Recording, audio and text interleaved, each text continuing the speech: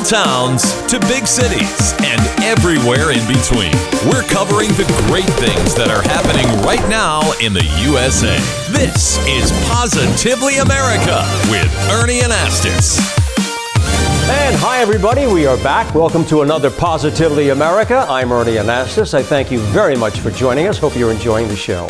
Okay, here's a question. Can you guess when life really gets good for a lot of people? Well, the answer is when they stop worrying about what other people think. Someone's going to have an opinion. Of course, it's natural. That's the way life is. But this brings us to my next guest. She believes in the power of words and how we communicate with each other. She is a distinguished author, helps people heal their lives. Let's hear more now from Rochelle Forrest Hankins. She's a wonderful guest with great ideas, and we welcome you to the show. Nice to have you here today. Thank you. Glad to be here. Appreciate the opportunity to share. Oh, you're such a wonderful person, dedicated person, Rochelle. I've been learning so much about you and the ways that you help people. I want you to share a few more details with our audience. One of your key points is called surviving to thriving and using your words and environment. So let's start right there. Fascinating, the whole idea of how we use our words that can change the way we feel, the way we think. It's amazing, very true fact of life, isn't it? Tell me more about that. Yeah. Ernie, I believe that everything is very intentional. So no matter how we're feeling like inside or we're having a rough day, it's always we reframe our mind. We all have to learn to be master reframers. In life, there's so many things that come at us from the outside, so our words have to come in from our inside.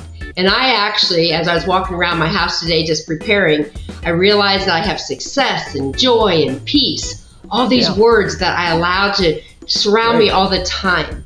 Right. And every day when I get up, I think about what words, like, do I want to bring joy today? Do I want to create peace today? I kind of set a mood for myself on how I want to show up. And what I've found is that when I come in that space very intentionally, it's almost like I'm creating my own reality. Well, that's so true, Rochelle. Our words can literally change our mood, the way we think, the way we feel. I like what you say. I can. It means that a very positive thing to say to yourself all the time. Well, I find that I laugh at myself often. That when people are saying, wow, you're so good at this. I didn't start. I'm a nurse from Indianapolis, Indiana. Each step of the journey has been so good to expand me. And every time when I try new things, I fall, but then I bounce now. It's so much easier because I know I can. It's not always in my timing, but if we stay the course, all things are possible.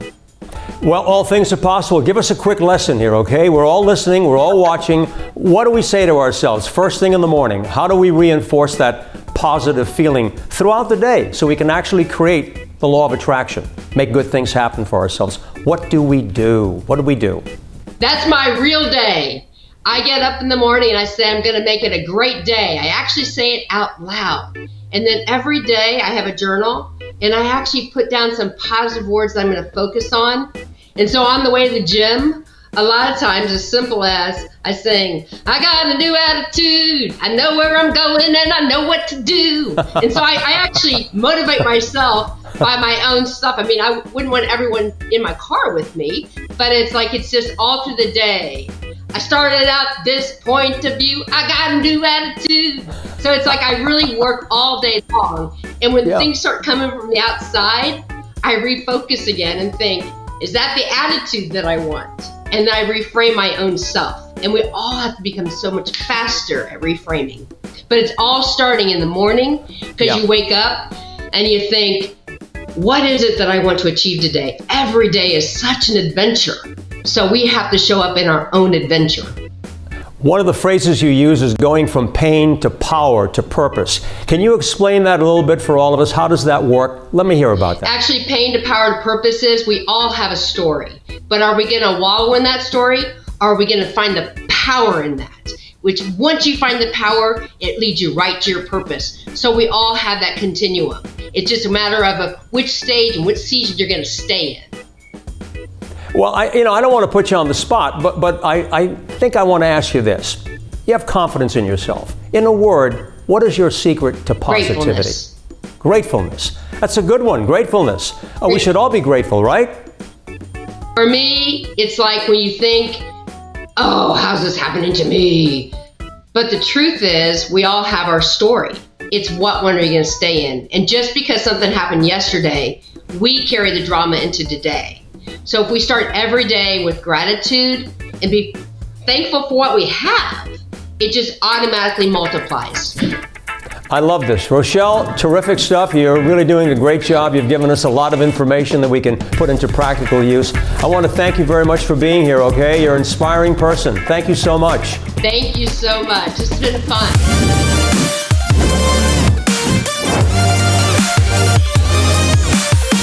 And welcome back, everybody, to Positively America. I'm Ernie Anastas. Okay, now, without a doubt, no other person has witnessed as many remarkable moments in sports history as my very next special guest. He's been behind the mic or in front of the lens for almost 50 years. It's time for us to go back on the record with Mr. Robert Quinlan Costas. And it's great to have you here, Bob.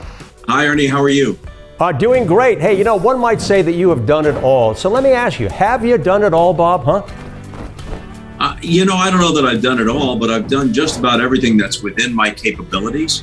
So at this point, I don't want to do as much as what my inventory was at one time for 30 or 40 years running, but I still want to at least dabble in the things that I feel I can still do well and that I enjoy. So I have a limited sort of schedule at HBO. We do 4 or 5 shows a year that are like the old shows I used to do 20 years ago, just not as much inventory. And occasionally I pop up on CNN if a sports issue blends over into news. And I do about 20 baseball games a year, and they're kind enough to let me pick which ones based on logistics. So I say any game you got in New York, Philadelphia, or Boston, I'm there because I can be back home pretty quickly after the game. So, that's the kind of the rocking chair position that I'm in now. That's funny. Did you ever imagine yourself having the kind of success that you've had, Bob? I thought that I could make a living being a sports broadcaster. And when I enrolled at Syracuse in the early 70s, my thought was that meant being on the radio. Maybe I'd call baseball games on the radio. And then in the off baseball season, maybe I'd do basketball games or something. I never could have envisioned the career that I had. I never thought of myself as a host. And outside of baseball play-by-play, what people really associate me most with is hosting the football and basketball coverage on NBC and, of course, hosting the Olympics. Of course. Hey, tell us something that we may not know about Bob Costas. Well, this may seem trite, and I know you believe this too. I really believe that celebrity in and of itself is kind of an empty value. We see the kind of cheap celebrity that's all around us now. But if you're honestly appreciated in proper proportion for doing a good job, and that leads to recognition, not crazy celebrity, but recognition, you can use that recognition to pay it forward and do good things for other people. And I think that most of us try to do that. And what's really interesting about sports is it connects people across all demographics, across all age groups. And you can really see a kid's face light up when you bring a ball player into his hospital room. Or you come to a 6th grade class on career day and you talk about what you do. Or you bring a Met or a Yankee with you. Or with all the years I spent in St. Louis, someone from the Cardinals with you. You realize that while it's not the most important thing in the world, it does open up some important windows for you. And the response you sometimes get from people of appreciation, it's not like, oh, hey, that's the guy on TV. It's like something you've said or something that we think is true about you, we connect with on a personal basis. That's a wonderful reward. And I know that you've received it too. I have a lot of doctors in my family, in-laws and whatnot. And I've often said, you saved somebody's life today. But when you go to the grocery store, nobody says, hey, great job on that surgery. What I do is much less important, but I get the perk of almost on a daily basis of someone not just recognizing me, but saying something really appreciative about what I've done. And that's just so gratifying. Gratifying. What a terrific answer, Bob. You and I have spent some time together. Personally, I know how sincere you are with your answers, which I really appreciate. So here's a question I'd like to ask everybody. In a nutshell, what keeps you positive, my friend? My friends, my family, my children who aren't children anymore. They're both in their 30s.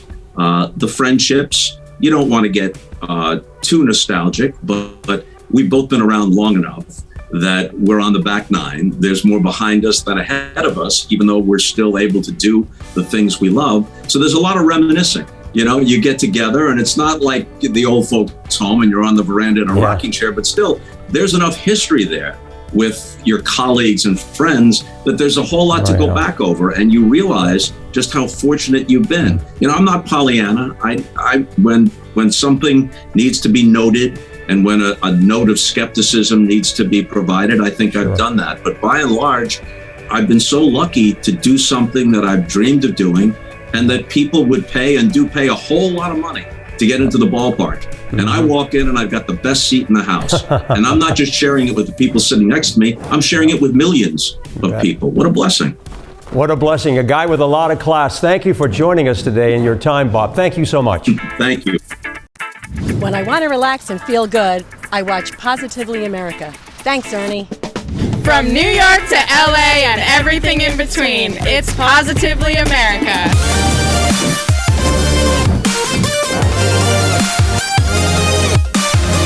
Hey, welcome back, everybody. I'm Ernie Anastas, and the show is called Positively America. I really enjoy being here, and I hope you do too. All right, joining me, my next guest today is a very special young woman who started a highly successful career in digital marketing, creating exciting ideas for restaurants and chefs all across the country. She turned out to be a big hit, and now she's been creating her own food and lifestyle digital brand of her own. Today, she is an influencer with over 320,000 followers on Instagram alone. She also loves to cook, take care of her young little baby. Please welcome Alexa Matthews. Alexa, nice to have you on the program. Hi, Arnie. Thank you so much for having me. I'm so excited to be here today. Well, thank you. You know, people really listen to what you say, Alexa. What a following you have. How does that feel? Thank you. It's been an amazing journey. You know, what started out as just a passion project has turned into an exciting career, and I'm so fortunate to be able to do something I love so much. I know. What do you love so much about cooking? Okay, tell us what brought you into that to say, this is what I'm going to do and help other people. So I've always loved cooking. During the pandemic, you know, everyone was home. I really got into it a lot more. I started by recreating a lot of famous restaurant dishes in New York City. And from there, I went on to really honing in on family cooking. And now that I have a baby, I really seen the importance come full circle.